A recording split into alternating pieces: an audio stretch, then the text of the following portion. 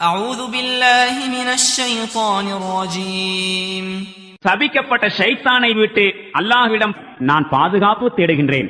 خلق الله السماوات والأرض بالحق إن في ذلك لآية للمؤمنين அல்லாஹ் வானங்களையும் பூமியையும் சத்தியத்தை கொண்டே படைத்திருக்கின்றான். சின்னமாக நம்பிக்கையாளர்களுக்கு இதில் ஒரு சான்று இருக்கின்றது.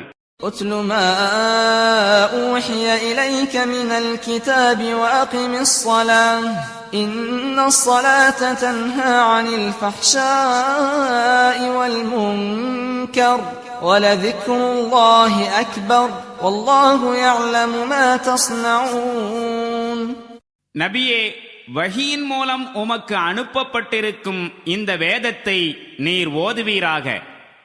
மேலும் தொழுகையை நிலைநிறுத்துவீராக. திண்ணமாக தொழுகை மானக்கேடான மற்றும் தீய செயல்களை தடுக்கின்றது.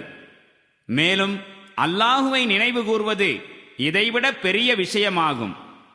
நீங்கள் செய்கின்ற அனைத்தையும் அல்லாஹ் அறிகின்றான்.